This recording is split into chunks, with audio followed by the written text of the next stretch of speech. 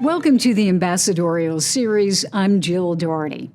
Probably no Americans have as unique and in-depth perspective on Russia as American ambassadors.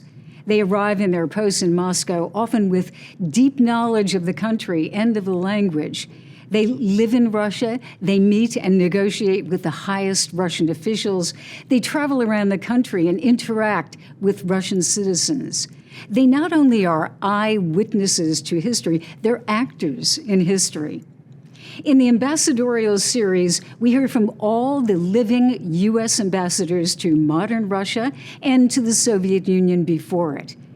They recount their personal experiences in Moscow, the people that they met, the challenges, and even the dangers they faced. And with the benefit of time to ponder these experiences, they tell us how they understand Russia, how they understand the relationship between Russia and the United States, and the impact of that relationship on the world. When I would engage with senior Russian officials and tell them, we know what you're going to do, and the consequences for you, consequences for Ukraine surely will be awful, but for Russia, from the united response, the global response to your initiation of an aggressive war, are going to be catastrophic for Russia. It was the Russian response was, you don't understand. We're back.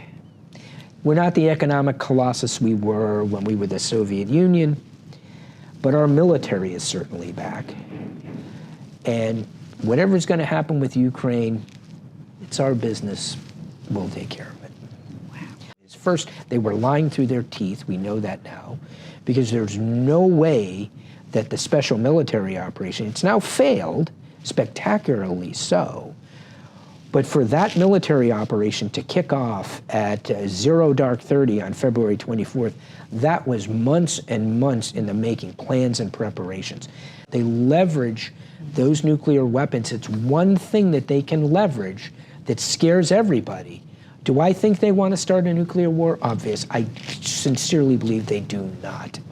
But they will go as close to the edge to leverage that strength that they have for their own benefit and against us. If there's one thing that history teaches us, it's how things change in the U.S.-Russia, U.S.-Soviet relationship.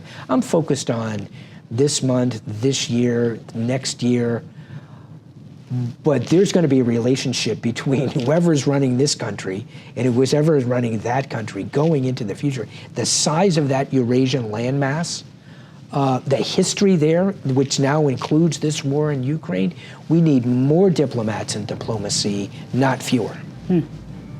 Absolutely.